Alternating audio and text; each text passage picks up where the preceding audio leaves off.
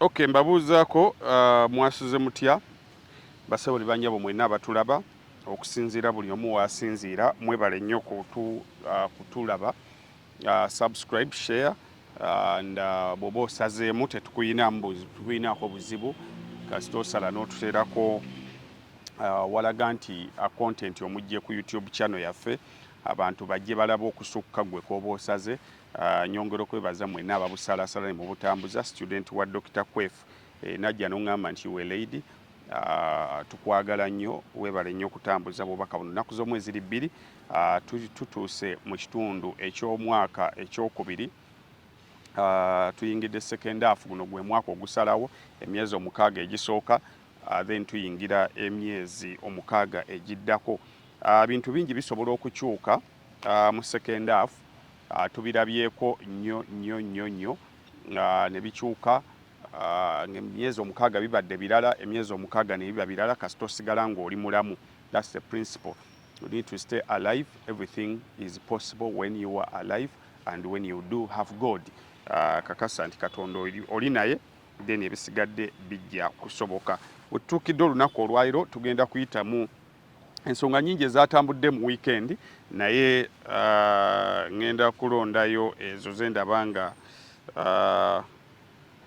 zensuubira nti ze tuba twogerako byonna tetusobola bimalayo naye twogereko olunaku olwaliro ekibiina ekya National Unity Platform kitandika okugaba nomination forms eri abo abaagala tiketi abagenda okwesimbawo ku tiketi y'ekibiina ekya National Unity Platform.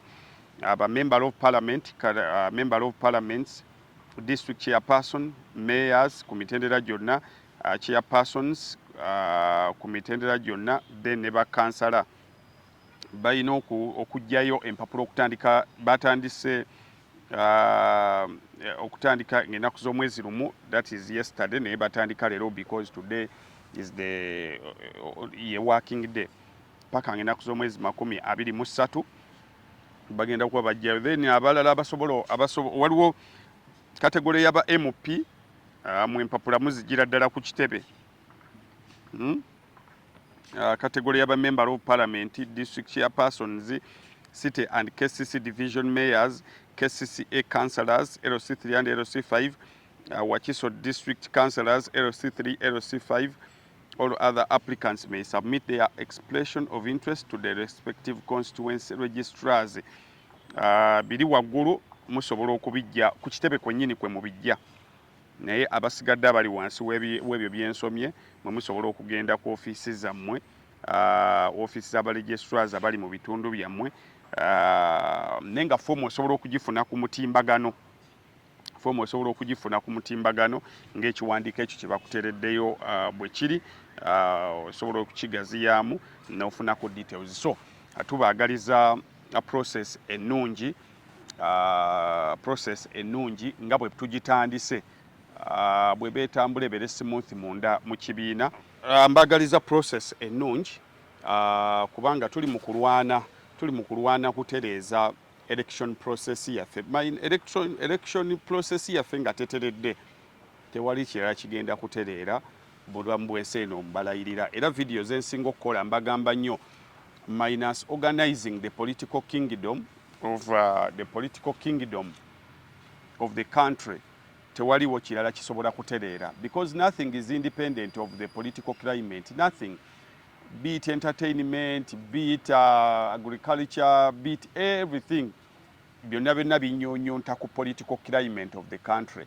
Political climate bw'ebeera nfu, bw'ebeera ddate, ebisigadde byonna byonna gwe ne bw'oneebuzaabuza n'osalawo obwongo bwo bubikkire mu bintu ebirala n'ogamba nti nze eno process tezinkwatako, bijja kumaliza nga bikukutteko. Ensonga lwaki waliwo video Bobi Wine alina we yabadde n'agamba nti ebyokunyumya ku Arsenal ne Man U byabafala, ebyokunyumya ku ani yakwanye ani ebyo byabafala.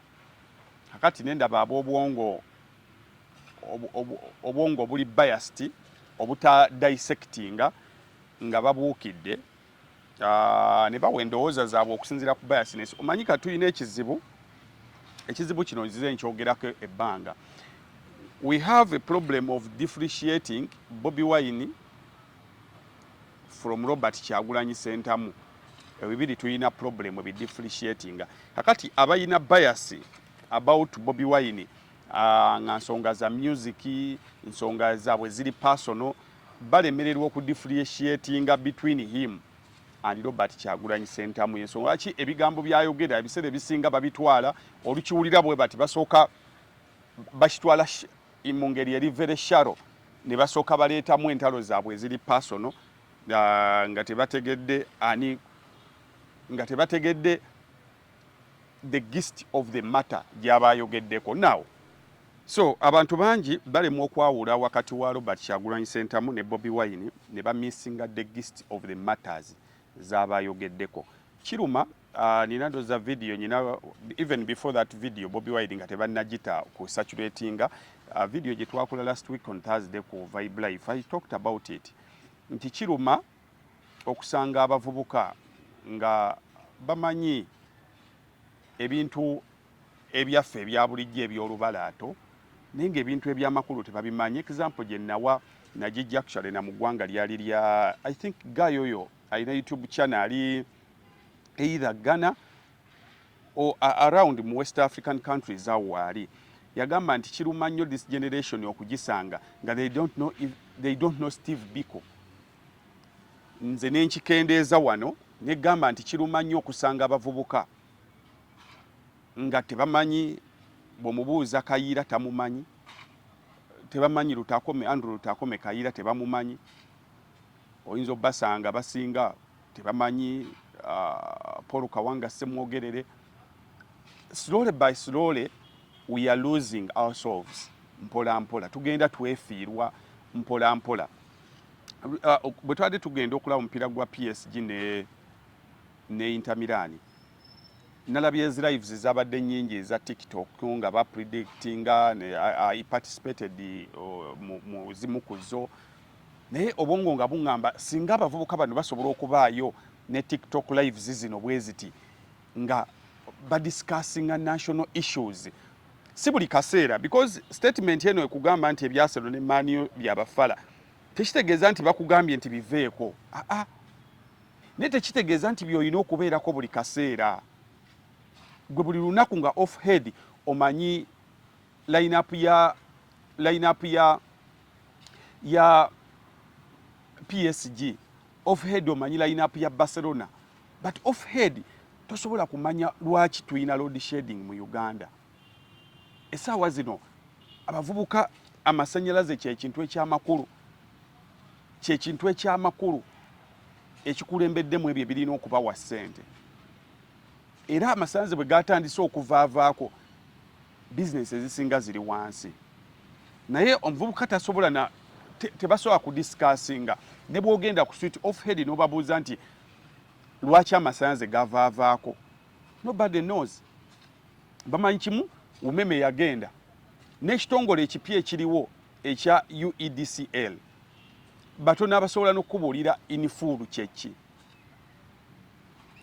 batono abasobola okubuulira Uganda ne umeme baakomawa ku ssente ze baali beebanja ye umeme ssente ze yali ebanja gavumenti ng'egenda zaali zaaki bwe tuba twali tubasasula ssente ebyo omuvubuka tasobola bikunnyonnyola teri asobola kukubuulira nti what is between Uganda and umeme in the London Court of Arbitration right now eri biriki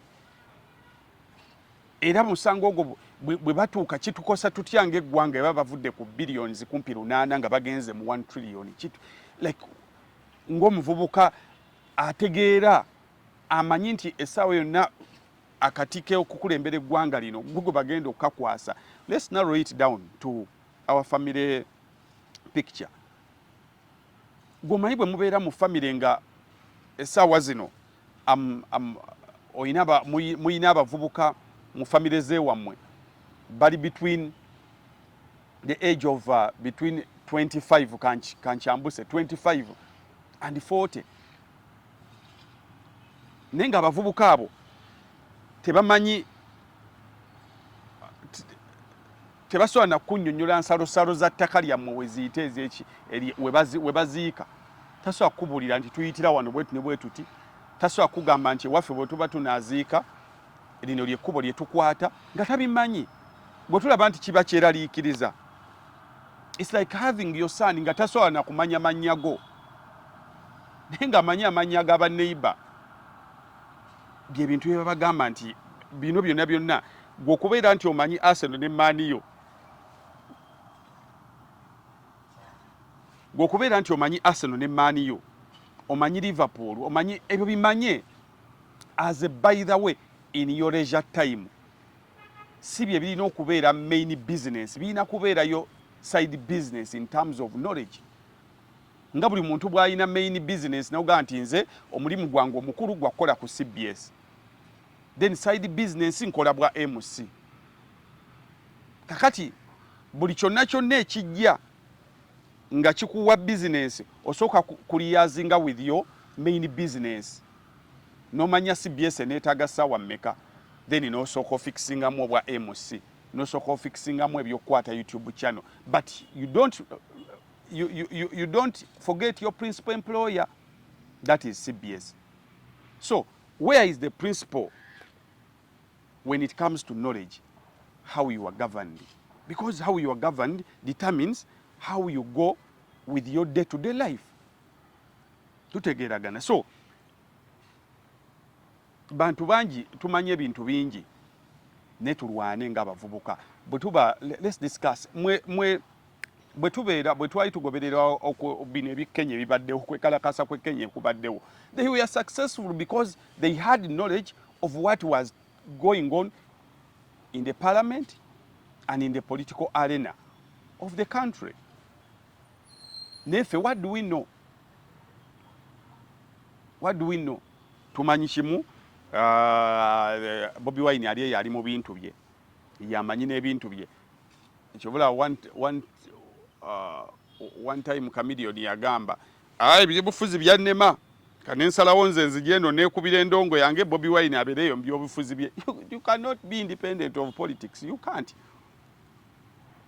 So tuyina okwefumiintiriza naddala abantu bandiwa ate bw'oba oli bweru wa ggwanga ate gw'onnuma nnyo okuba nti togoberera bintu bigenda mu maaso mu ggwanga. Bw'oba olina data ate oyongera okunnuma, oli mu Uganda wano nayo olina data naye tosobola dde okusomayo ka article akamu n'obeera ne bakyalibo ne mutandika okudisikasinga ku nguudo ne mudisikasinga ku masannyalaze. Bwe bakugamba okumanya tebakugamba nti disikasinga mundu.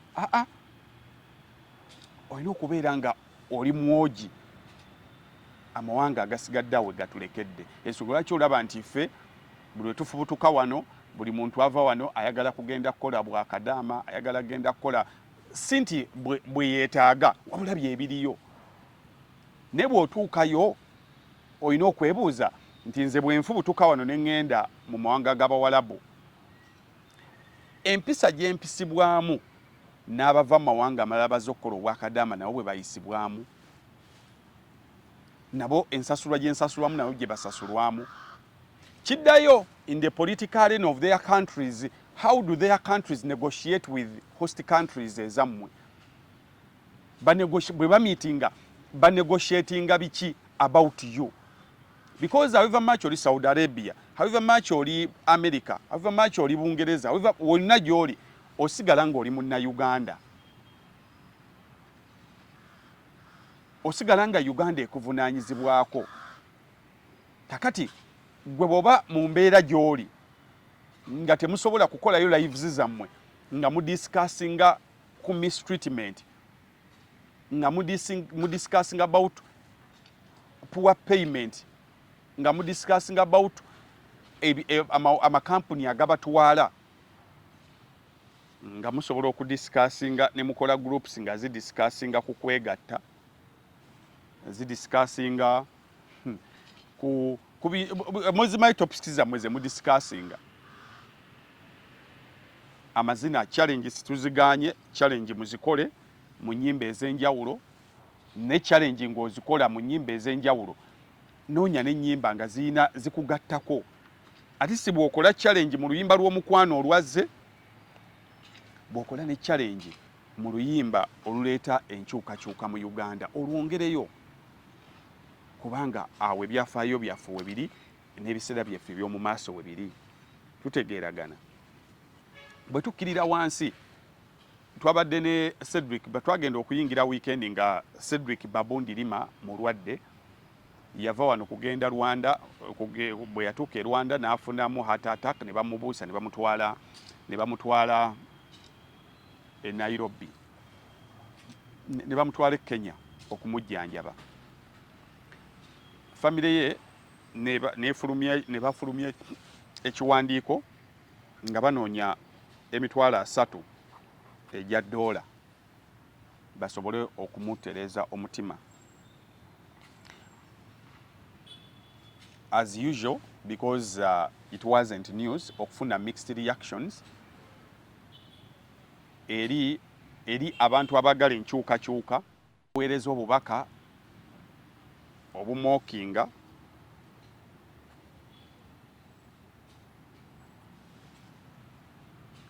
abatagaziya kifaananyi bo babututte nti obubaka bumookinga direct Cedric Babu. Abantu abateekayo obubaka obwo tuzze tukyogera lunye. Bwe wabaawo omuntu afa mu gavumenti, bwe wabaawo omuntu afa mu bantu ab'enjawulo abatwala eggwanga lino, wabaddengawo mixed reactions, waliwo messages ezijaguza, waliwo messages ezoogera ebintu ebyenjawulo. Kakati abali eri abali mu gavumenti ne bakitwala nga insult, era ne bavaayo ne bagamba abali ku ludda olunoonya enkyukakyuka nga bwe batali bantu, they are not humans. How could they celebrate someone who is dead? Kakati I've picked a few, nzize nnonderera a few examples gyenjagala okuteeka ku submission yange about okugatta, because tuzze tukyogerako nti bulijjo buli taata lwakuba maama tasobola kuba taata. Maama amaliriza akubya abaana tebasobola ku mistreatinga taata maama. Saiko ekkirira abaana bakuba ki ekibaawo awo, bakuba embwa. Bino byonna bikolebwa ebeera transferred anger, nti ali waggulu oba tomusobola, bring the anger down ku gwosobola, oli ali waggulu kisobole okumuluma. Kakati personally I've never met Cedric, naye mbadde mugoberera ku show ye gy'abadde akola, era erinnya lye siribuliddeeko nnyo mu scandals za njawulo, but akozesebwa ng'ekizampo nti abamu abaleeta obubaka bwabwe tebabuleeta mu mbeera ya kujaguza, abasooka babuleeta mu mbeera ya lessons, nti owo olaba kituuka ku muti omubisi olwo bwe kinaatuuka ku muti omukalu. Nti omuntu bwakugamba, mulimu ebintu ebimu by'olina okutuula obutuuze waka nga bitegeereka, nga you don't need to be biased, nga bitegeerekeka butegeerekesi, nti olwaleero omuntu ali ku mutimbagano okwo bbanga lyonna akugambye health sector yaffe enfu, gwe n'obirabanga bya bufuzi n'omukuba emiggo n'otuuka n'okumusiba, naye ng'alwanira akugamba nti banne nnwanira ddagala libeere mu malwaliro, gwe ng'omugamba tewali buzibu mu malwaliro, waliyo eddagala, era koddamu okukyogerako, tobaddamu kukyaza ku radio, tebaddamu kukyaza ku TV, embooka evuge n'okusiba bakusibe. Naye nga kyakugamba akugamba nti mu malwaliro teri ddagala. Zimu ku kkowa gundi zaayo zaakugamba. Actually ansooke mpiseewo nekino, nalabye Chris Baryomonsi, ye Minister wa Information and Guidance, ng'agamba nti ab'opposition tebalina ideology. Omanyi mwe ekigamba ideology mwe simanyi oba mukirabanga a word from heaven. Buli lwe mugira opposition balina kimu, Museveni agende, they don't have ideology. Museveni bw'amala okugenda, what next? There is something, there is next after him going. There is next. Era that next, the real opposition has been putting it down. Genda mu video zaabwe, genda mu audio zaabwe. They have what is next. Ideology kigambo ekiva mu ideas. It is a collection of ideas. That is ideology. What is your idea? What is your ideology about this? What is your ideology about this? Weziri opposition in ideology. They have ideas because ideology is a collection of ideas. Ze mukunganye wamu kwe musinzira okulakulanya eggwanga mu sectors ez'enjawulo. Kyogamba Chris Baryomonsi towulirangako ku ideas za opposition about budget, revenue collection, budget and allocations. Togiwulirangako idea eyo nga recently kyebajje bayise budget ya Joro Ssenyonyi recently kyajja asome budget y'abali ku ludda oluvuganya government. Temunawulirako ideas about security okuva mu opposition, how security officers are supposed to be paid and how they are supposed to be treated. Tonawulirako ideas from the real opposition. I will use the word real because there are very many people abeefudde of opposition. So ideology weziri mumuziwemu buwi mukisa mugaye nti kale tubawaddemu omukisa tulabe ideology zammwe zibatwala ludda weziri nzirayo wali nti ezimu ku ideas opposition zerina zakulaakulanya bya bulamu mu Uganda. Kiruma nnyo okuba nti buli lunaku we import dead bodies to Uganda. We export sick people and we import dead bodies in Uganda. It hurts. It hurts. Mutemula nti kiruma okuba nti every time, every now and then, when it comes to prominent people, we export sick prominent people and we import their dead bodies. It is disheartening. It hurts.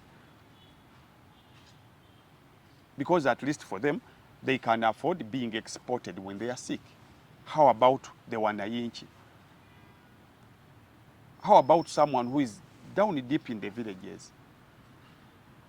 Kakati, ono gwe baafulumya ye Cedric Babu. Taata we ye Francis Babu. Bwe bamu Francis Babu y'omu ku basajja abakoze emirimu gyabwe ne bafuna ssente. Yaliko omubaka wa palamenti ye ne gavumenti eri mu buyinza. They are like this. Maama we mukazi wa amaanyi. Step mother we mukazi wa amaanyi. He's at a pivot of the ruling party. The past and what they call the future of the ruling party. Ali wakati yao. Amaanyi we geetoolole. Naye bw'aba tebasobola kusonda 300. Bw'aba tebasobola musondera 300. Ffe we tujja lessons nti olumu when abantu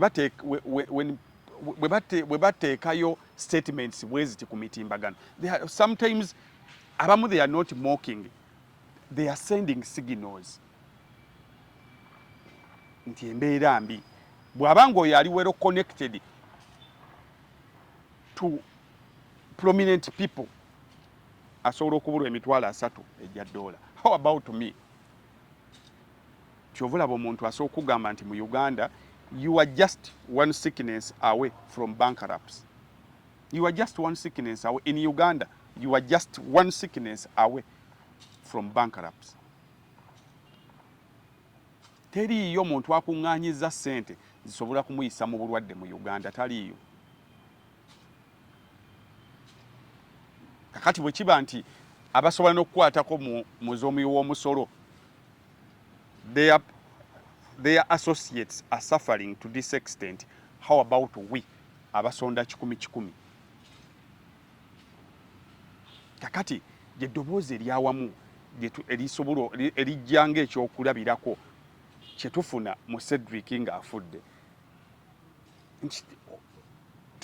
olumu ffe tetujubilatinga, not everyone is jubilating. Gye bali abajubilatinga, but they are jubilating in a drawing lesson way.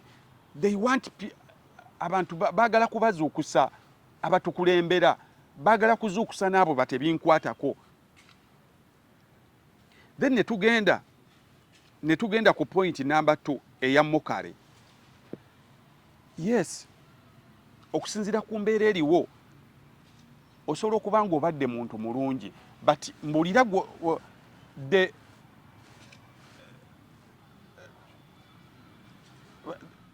muntu mulungi naye buli lwolinaana bo muweebwatukira, the fragments affect you. Buli lwolinaana omuntu omuzi w'emisango baba bajja okuyoola naye bakuyoola. Bugagga bwokka ndowooza bwe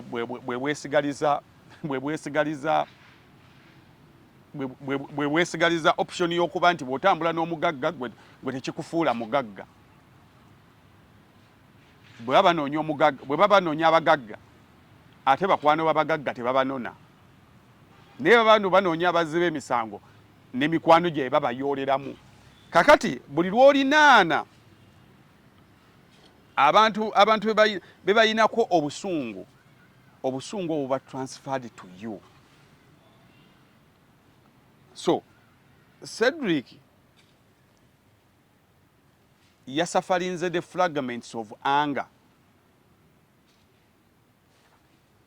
because obusungu buno directly abantu tebalina ng'egye babutuusa gye bulina kugenda. So ababeetoolodde nammwe fragments zijja kubakwatirangamu oyagala oba toyagala, kubanga wano mu Uganda neewuunya nnyo abantu abagamba nti tetujjaguza bafu. Abantu world over abantu bajjaguza abafu okusinzira, bajjaguza world over. Olutalo bwe luba luwedde ababawangudde bajjaguza. Olaba bajjaguza ki? Baba bajjaguza nti basse mu lutalo lw'okuttingana babe basinze. Era wano bwe tuba tujjaguza olunaku lwa NRM 25 January lwe bawamba, tuba tujjaguza nti NRM yatta abantu bangi abaali bagivuganya nejja neewamba. So they are celebrating death. Bwe tukkirira ne tugenda mu myaka egitali gyewala, President Museveni yennyini yagaana okujaguza, yagaana okukungubagira Amini. Yagaana okumukungubagira Amini. Amini yafa mu mwaka gwali gwa 2023. Yagaana okumukungubagira era n'anenya nnyo abaagenda mu ddwaliro okumulaba nga mulwadde. Genda eyo article yabadde etambula over the weekend, genda ogisomeko. Yali Soroti n'agamba n'abagenze mu ddwaliro okumulaba, mwabadde mugendayo kukolayo ki? Yali yakiyita atya? Yali abonyabonya bannayuganda ng'alowooza ali moto. So those were words of Museveni nga Amini amaze okufa. Era y'ensonga lwaki Amini teyakomezebwa wano. Singa baali basonyiwa abafu, Museveni yali sonyi Amini n'akomezebwawo n'aziikibwa ku butaka. Naye ku ebyo byalowooza nti yabikola mu bukyamu, yagaana okumukungubagira n'anenya n'abaagenda mu ddwaliro okumulaba. Era twamaliriza Amini takomezeddwawo wano. So nga tonnanenya kiriwo kati. How would you term that? Mu mwaka gubadde wano mbadde ntegeera n'okutegeera era naliyo mu mwaka gwa 2025. Mu mwaka gubadde gwa 2025 naliyo ewankulukuku ng'omukolo gukutegekeddwa ogw'okujjaguza okufa kwa Milton Obote. Naliwo ewankulukuku era natambuza bigere okuva ewakaliga ne ngende ewankulukuku ku mukolo ogujjaguza okufa kwa Obote. Ne bamuteerako embwa ng'omusika. I was there nga bamusikiza embwa era embuutu zaavuga eruweero awo embuutu zaavuga eruweero Obote ng'afudde. So kakati gwe awoza tebajaguza mufu ng'afudde olina kuddayo kubuuza mu context ki waliwo omufu gwe bajaguza nga ye yennyini gwe bajaguza okufa kwe Mukama amutuwonyezza waliwo omufu gwe bajaguza naye nga his death is just his or her death is just a conduit balina obubaka gye bwagala butuuke omuntu akwagalira omwana naawe aba akwagala the opposite is true omuntu akukyayira omwana naawe aba akukyaye kakati bw'ofiirwa mikwano gyo ne baba bali wala naawe golooza nti ebibakwatako the mere fact that they are your friends fragments zijja kubakwata tutegeeragana kakati toddaawo gwe n'odigida n'abajaguza ba Eddie Mutwe nga bali mu kkomera toddaawo n'odigida n'abajaguza Yasini Kawuma ng'akubiddwa amasasi mu Arua toddaawo n'odigida n'abajaguza Nabukenya toddaawo n'odigida n'abajaguza embooko eyakubwa Kawempe gwe n'olowooza nti you are immune nabagamba nti humiliation and love they cannot coexist. They can't. Humiliation and love they cannot coexist. So Mwami Francis Babu n'ama family yo tutuso okusasira kwaffe gye muli tubasabira Mukama abagumye but the party you subscribe to the people you dine with they are a big section of Ugandans which is harboring anger towards them. So you are victims of the fragments of that anger. Because whenever they send that anger to the oppressors, that anger produces fragments. So whoever is near that circle will face the fragments of that anger. So kyekyo na buli muntu yenna kwe bali ku mutimbagano okwo. You want to be treated with respect, treat others with respect. Nti bwe bakuba Donald Trump essasi Joe Biden yavaayo na sympathizinga naye. Joe Biden bwe bamuzuddemu cancer Trump yavuddeyo na sympathizinga naye, as simple as that. You jubilate, we jubilate. As simple as that. So bwe bulamu bwe buteye butambula. So tutereeze obulamu bwaffe wano. Era ndi musanyufu wakati mu nnaku nti Trump ne banne mu kugezaako okugoba abantu abacyankalanya gavumenti yaabwe n'okugezaako okugoba abantu abacyankalanya abantu abawagira Palestine because Israeli ne America ne bwe yeebuzaabuza eddamu omutima gwayo ku lutalo lwa Israeli ne Palestine guli Israeli. Kakati mu kugezaako okugoba abantu bangi nnyo abali mu bifo eby'amaanyi mu gavumenti ya America nga their roots can be traced back to Jews. Baba Baisirairi abasingamu abo baba Baisirairi. Kakati omutima gwabwe gye guli kati wakati mu kugoba abantu abawagira Palestine visas z'akalubye ez'aba students njala batugobe twetereze because kati ffe mu Africa tumaliriza tufeesinze consequences ez'abali batugobera wamu. Njala batugobe bagobeyo bwe banaagobayo abaana b'abakungu bajja kujja batereze ebyenjigiriza mu mawanga gaffe. Kali njala ne malwaliro gaabwe batugobeyo bongeze ebbeeyi. ebbeeyi tebagyongeza kuba ne banayongeza ebbeeyi bano bajja kukwata mu nsimbi zaabwe bagende bejjanjabe. Njala lumu Trump oyo azuukuke buzuukusa agambe naye mumanyi mpulira nk'oyo okuba nti omuntu alwalira mu Afirika ne bamuleeta mu Amerika. Ekyo nja kukyaniriza with open arms. Njala lumu nakyo akikole. Akere Bukezi lumu agambe health care yaffe kati yaffe. Namwe muddeeyo mukole ku yammwe temudda wano.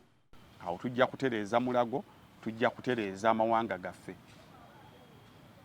It is so ashaming nti 40 years twafuna Uganda got her independence in 1962. So 40 years later, 40 years in power kuba government ye NRM yasinzeke etundutundu eddene, we are still exporting sick people after 40 years of one government in power. We are still exporting sick people after 40 years. Ekibiina kya Democratic Party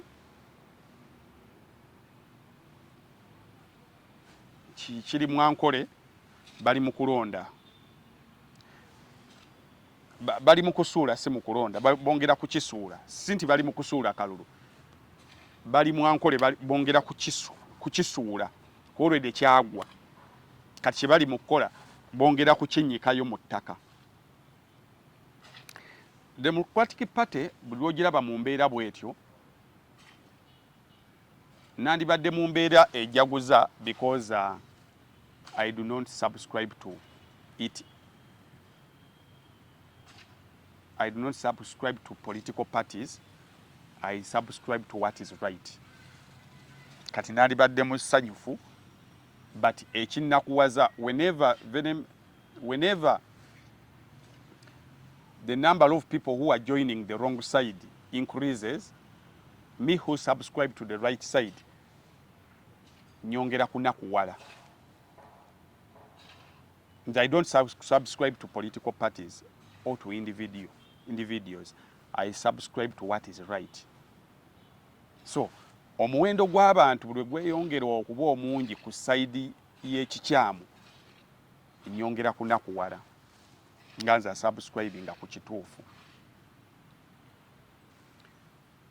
Ekibiina kya Democratic Party tukiyita kibiina ky'abajjajjaffe kubanga mu myaka gya 5 ekibiina ekyo kyatondebwawo, emirandira gyakyo emiwanvu nga giri mu Buganda.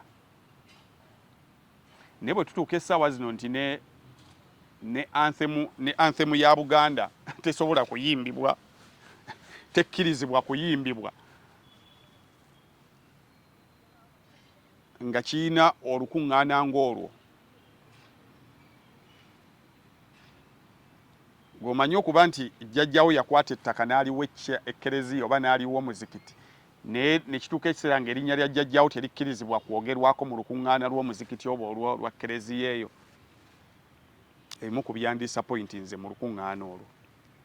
2.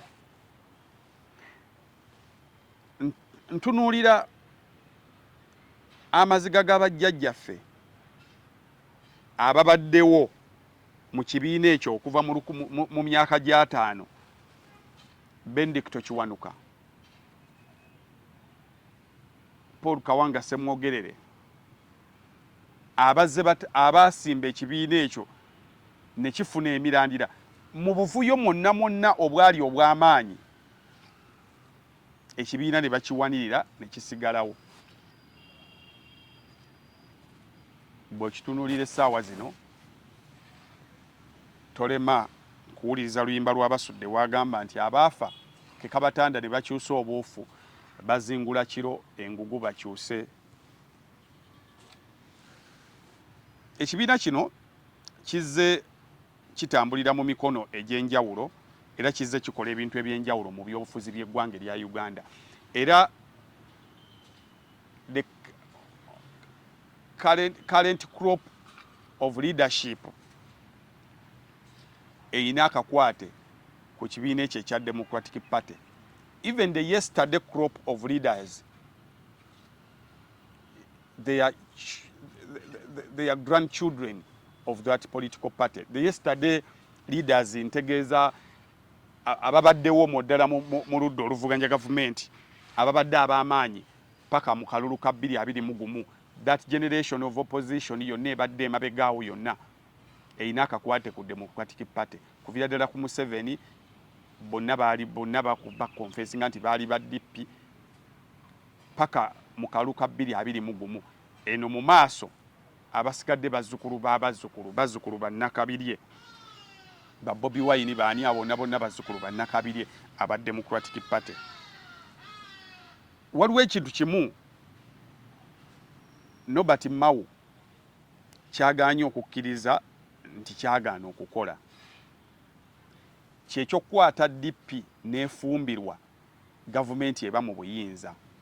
Ekyo bbanga lyonna kyagaana okukola, nekikwasa ennaku nti ye amanyi ebyafaayo akyakipulakitisinga.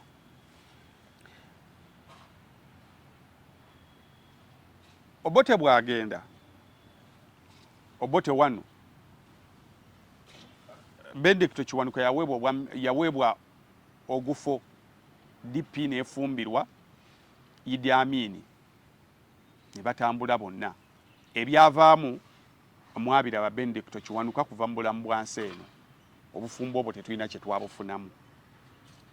Paulo Kawanga Ssemwogerere bwe yakwata enkasi y'okulembera ekibiina kya Democratic Party gye yamalako emyaka 25,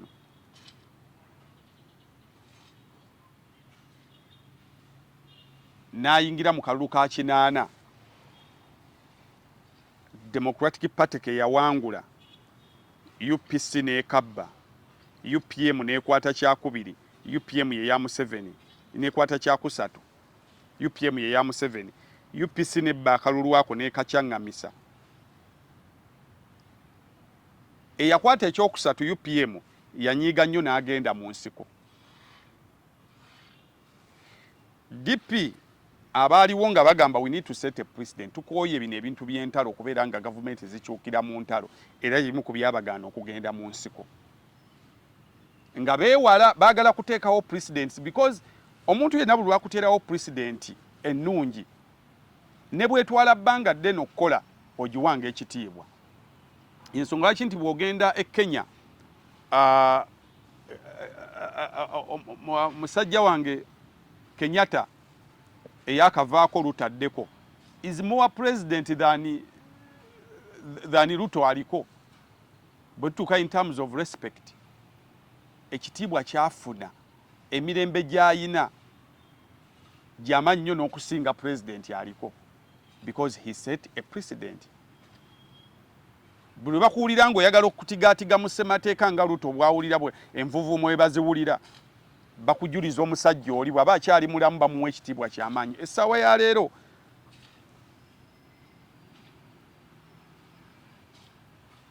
Nelson Mandela is more president than most of his peers. Abaliwo ebiseera ebyo Bamugabe baani, Nelson Mandela is more president. Kakati Ssemwogerere nga bo bagamba tetugenda mu nsiko, akalu kano tusobola okuteekawo embeera akalulu ne katandika okukyuka mu mirembe. Era singa tebaagenda, president eyo yandibadde weeri, twandibadde tulina kye tugikozesa essaawa zino. Ne bano baasalawo ne bagenda mu nsiko. Bwe bagenda mu nsiko ne bajja ne bakozesa obwakabaka ne batukozesa Abaganda ne tubawagira ne tukola ebintu bingi nnyo n'okutuuka okuba nti Abeene ebiseera bye yali omulangira yajja mu lutalo n'abawa mulaalo n'akunga Abaganda ne bawagira NRM. Bagenda okuwamba mu 86 nga Obuganda bubaagala. Era Ssemwogerere agenda okuyingira okufuna okutwala DP efumbirwe NRM nga bamaze okuwamba. NRM y'ebiseera bye yali mugole, ng'obwagazi bungi nga yakajja esuubiza ensi n'eggulu bakomezzaawo obwakabaka kati obukyayi bwali butono nnyo nga baakajja DP n'egenda mu bufumbo ne NRM paka mu kalulu ka 96 ebyaliwo mu kalulu ka 96 abaaliwo mu bijjukira n'abasoma mu bisoma bulungi nnyo obufumbo ne bukomaawo. Kakati Norbert Mao bw'obanga Ssemwogere yatwala DP n'efumbirwa NRM ng'ekyayagalwa naye yafa agyekokkola, gwe kiki ekikukwasa DP ya 2005 n'ogezaayo efumbe mu NRM? Tolaba nti obeera Boboni Monake, you learnt nothing and you forgot nothing.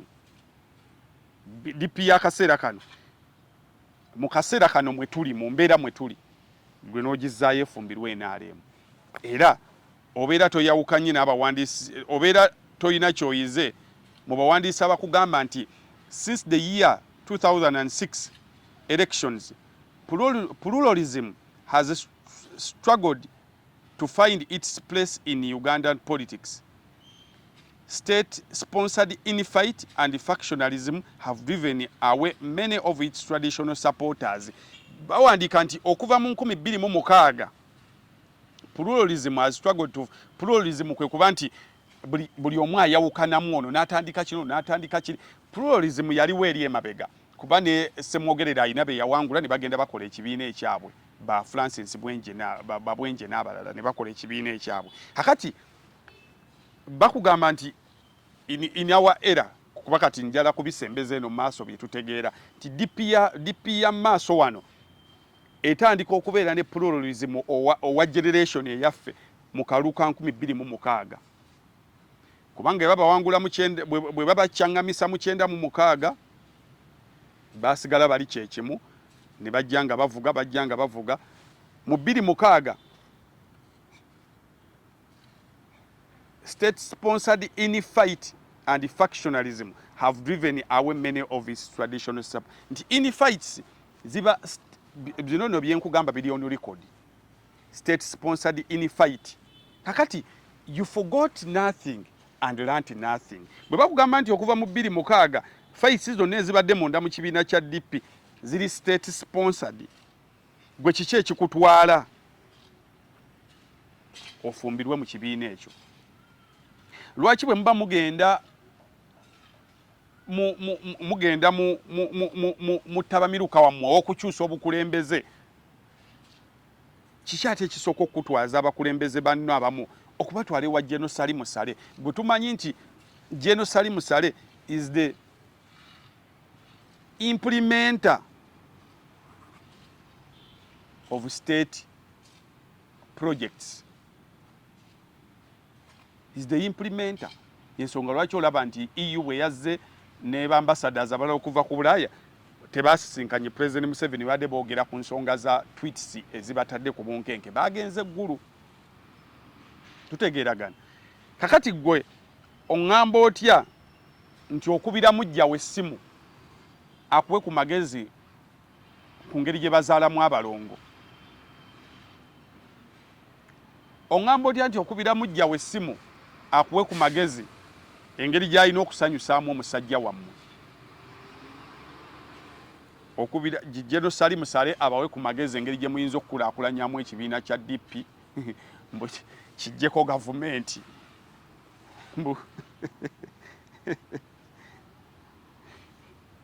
Akati they do fear that their small-scale market gardening business would be targeted by the NRM no party homegrown democracy of Mr. Yoweri Kaguta Museveni, who has enjoyed fiscal economic growth.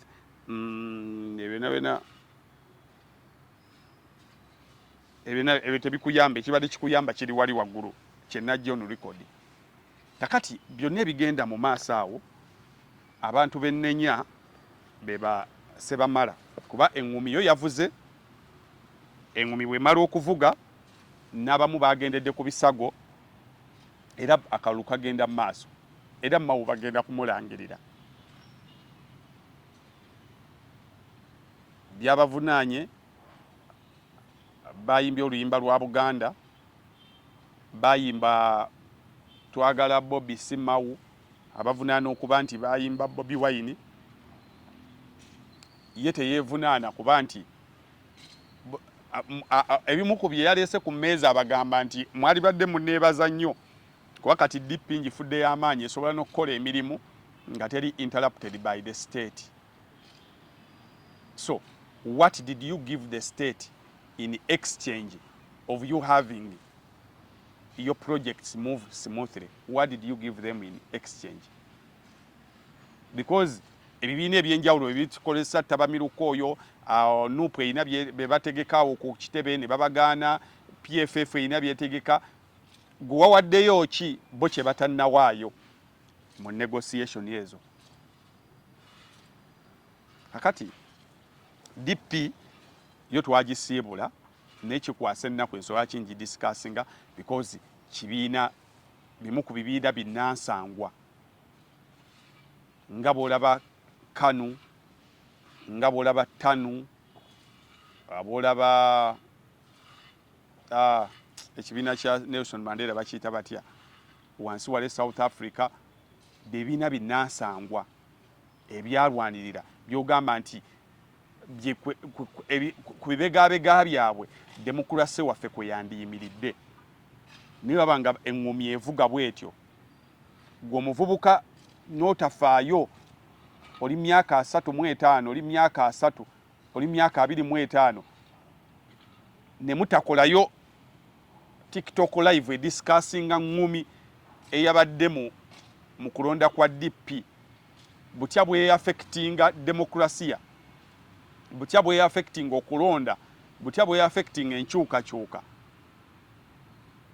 Obudde bwaffe ne tumalira ku PSG na Inter Milan kiba kyeraliikiriza. Ngenda kusaba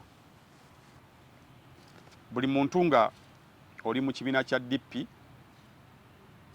nga Basebamala ne ttiimu yammwe bonna ekibiina mukirekera omusajja, ekibiina mukimulekera because ekibiina mu kubaawo kwabo tekikyaliwo, tekiriwo weekiri mu bigambo naye nga cocco de its independence teriiwo. Kati byonna ebibakolwako temulina gye mugenda biwawaabira kubanga akakodyo ke basooka batega Mao DP we mala okufumbirwa NRM ekifo kye baamuwa ye minister avunaanyizibwa temulina we muyinza muwawaabira kubanga kooti ziri wansi we, temulina Mao kooti ziri wansi we, nobody oseged bamuwa nobody Mao bamuwa ye Minister of Justice and Constitutional Affairs in Ugandan government. Kakati Minister of Justice and Constitutional Affairs kekyo mumanyi kyekitegeeza in terms of engeri kooti gye zikolamu emirimu gyazo ne gye zijja abazi supervisinga. Temulina kye mugenda mukola. Nsonga ki byonna mubikoze mwabulwayo abutwala mu kooti because you know what it means. Naye nga bwe mbagamba bulijjo, history will remember us. Bw'otunuulira that crop of leaders abavubuka ba UYD tubasomako n'ogamba bavubuka ba UYD Makerere University awo bambidde ba Mao, Mpuuga ne ttiimu yonna abatendekebwa bakawanga Semwogerere. Bw'obasomako then n'obasomako ne now n'obateeka ku minzaani, n'oteeka ku minzaani abasomesa bye bakkiririzangamu,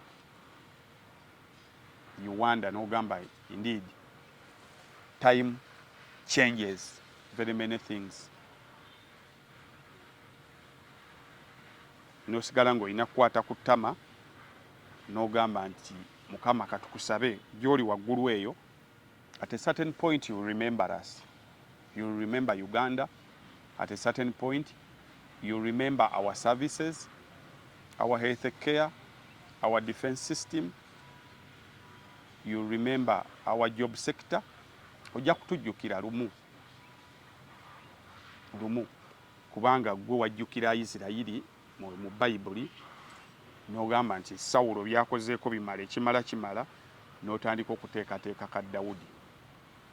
I know you have good plans towards us, naye nsaba plans ezo zitusange nga tuli balamu, ate bw'oba ozireete mu ngeri eri smooth, nga tewabadde kuyiwa musaayi